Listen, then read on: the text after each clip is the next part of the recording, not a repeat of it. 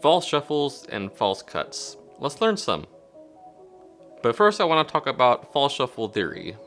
If you don't really care about that sort of thing, just skip ahead to here for the good stuff. So a couple of weeks ago, I was watching this Daniel Madison video about false shuffle theory, and he said that as magicians, we don't really have to shuffle the deck. He said, just think about it. And I was like, holy shit, that son of a bitch is right. You know, for real, I can't think of a time when I would ever have to really give the deck a real shuffle when I'm doing a magic trick.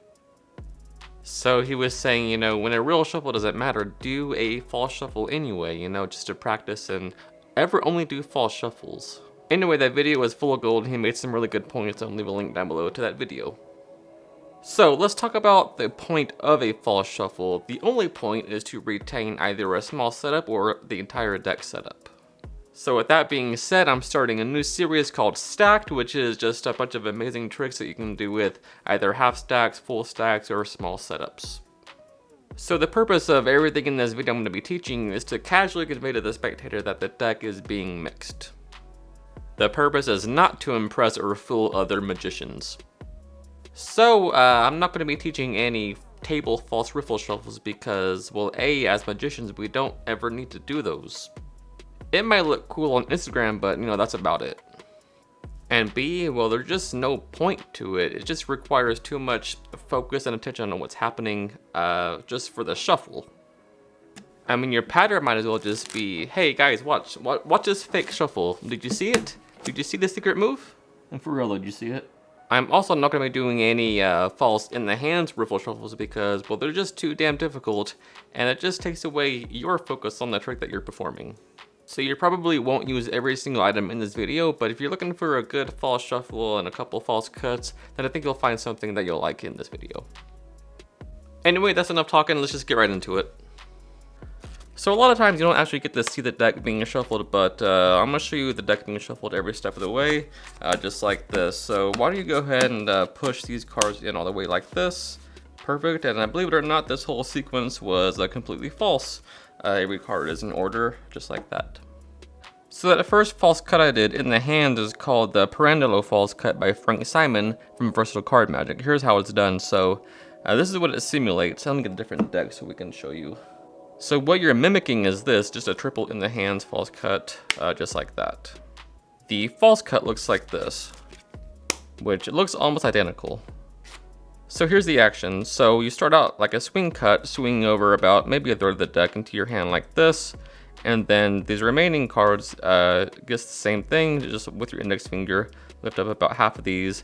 And then what you want to do is take all three packets into your hand like this with your ring finger, gripping that lower portion. Now, in the same motion, you want to grasp these two top portions in the crotch of your thumb like this, closing them at an angle like this, and then throw the rest on top.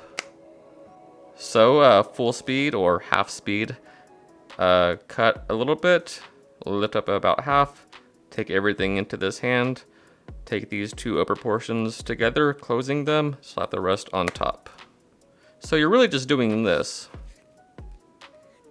But that extra splitting of the deck really adds to it.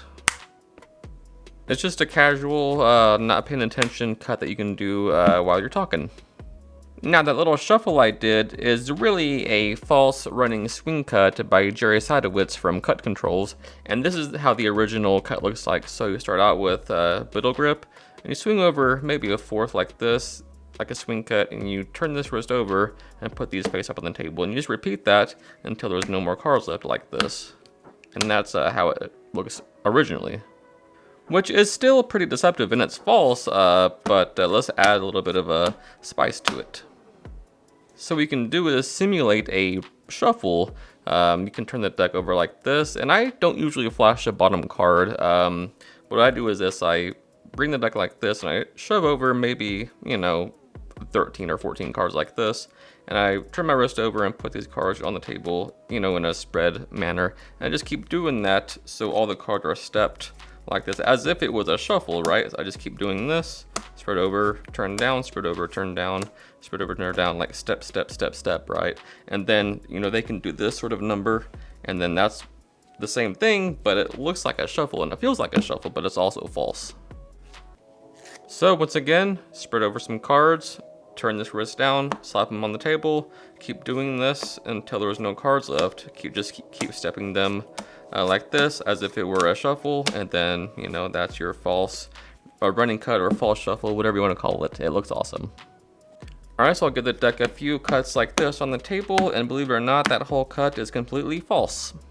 So this cut is actually really old. It comes out of Greater Magic and is by Arthur Finley. And actually the first time I read it, just reading it from the book, I didn't think that it could actually work. I was fooled just by reading it. So this is how it appeared in print originally. So what you do is you take about 2/3 of the deck and you put them over here so there's some space in the middle, right? Then you take about half of these, put them in the middle, take this part, put it on the first part, take these and put them on there. And that's all false, believe it or not. And it fools me every time. And this is really good on its own, but the way I did it before, from the hands to the table, I think it's also really good. So here's how that's done. It's the same thing. Take about 2/3 of the deck, put it right here, cut those right there, put the rest right there, and then hop over, boom, and then boom. And believe it or not, that's completely false, and it just gets me every time, so a spectator just has no chance. So this next one is sort of a combo of a shuffle and a cut, which is completely false. So that shuffle I did in the beginning is a false Hindu shuffle by John Cornelius that he calls the Calcutta shuffle. And normally with the Hindu shuffle, you pull cards off the top like this, right? But with the Calcutta shuffle, you take cards off the bottom like this. And it's really deceptive if you're facing the spectator like this so they can see the faces, so it changes every time, right? I mean, at full speed, that can be really deceptive.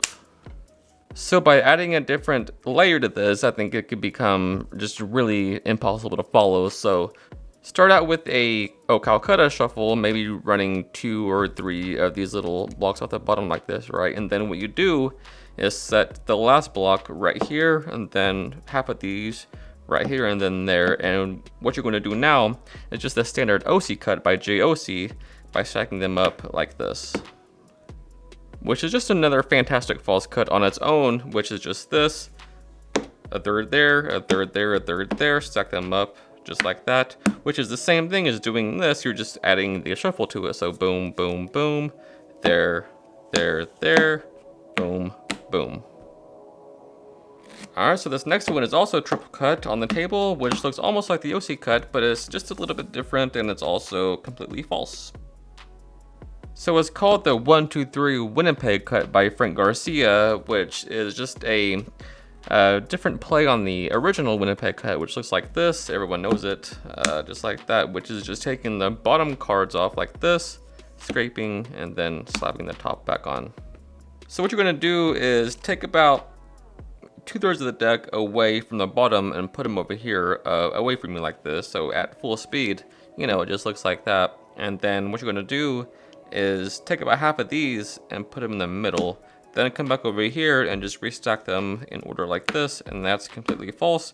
The 1, 2, 3 Winnipeg cut by Frank Garcia. So real quick, I want to show you another sort of 3-packet false table cut that's in the same variety of the OC cut and the Winnipeg cut. It's by Marlow, and as well, it's basically the OC cut, but it has a different handling, I guess, to it. So this is what it looks like. Just a triple cut like this. It's pretty sloppy, but that's the point.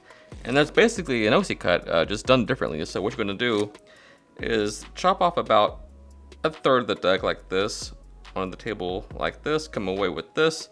Lift up about half of these with your index finger right there. Let those fall in the middle and come over with the bottom. Slap them right there and then just stack them up like an OC cut. And done at full speed, it looks pretty deceptive, I think. So this next one, I will do the real cut first and then the false one. So here's what it would look like if I was really cutting the deck. So some there, and some here. And I think those here. This really cuts the deck legitimately. And I was just kidding, that's completely false. So this is sort of a refinement on John Bannon's double Dutch false cut. And this is how you do it. So you spread maybe 1/4 of the deck right here. And then another 1/4 about right here, so there's space in between these packets, right? Then half of these in the middle there, and then the rest right there. And now you take these, the end cards, hop them over right here, hop these over, and then complete the cut. And that's completely false. A double Dutch or spread and drop false cut. Before I show you this false shuffle, let's really make sure that these cards are actually mixed up as good as possible first, alright? Even give it a quick cut right here, right? In fact, that was also completely false because I was just pulling your chain. These are all in order as they were. Alright, so this is called the Charlier Shuffle, and or the Charlier Shuffle, however you want to pronounce it. And this is what you do. So you chop off some cards like this, you know, maybe 10 or so, 10 or 12 or so. Then what you do is you sort of reverse spread the rest like this and put them on top. And all this is doing right now is cutting the deck. And in fact, that's all this false shuffle is just cuts the deck once. So from here, put some on top, then reverse the actions, reverse spread this way, put some on bottom, which just cuts the deck. And then do it again, separate these fingers, push, put some on top. So it's just top, bottom, the whole way through until you run out of cards. So at this point, if you have a breather crimp on the bottom, just cut to it, and then that retains the entire order. So again, our old friend, the breather crimp, the ace of spades on the bottom. So it's always push, bottom to top, top to bottom, bottom to top, top to bottom, the whole way through like this. Just keep switching like this, and that's just cuts the deck once. So again, just cut to your breather crimp with our Charlier Shuffle, and then you have a full deck retention. So with overhand shuffle work, simplicity is always best, and that's completely false. Well, the statement is true, but that shuffle is false. So again, we're going old school to greater magic. This one is called the Optical Shuffle by John Hilliard. So here's the action. What you want to do is chop off about half, right? And then when you come down, when you normally take cards with your thumb for a overhand shuffle, just simulate that. Just make the sound like this, and move your thumb as if you're taking it, but really take nothing. Just make the sound and move your thumb, and that looks really cool. So do that, just get used to doing that sort of motion, and making sure that these cards down here sort of wiggle around as if you took something.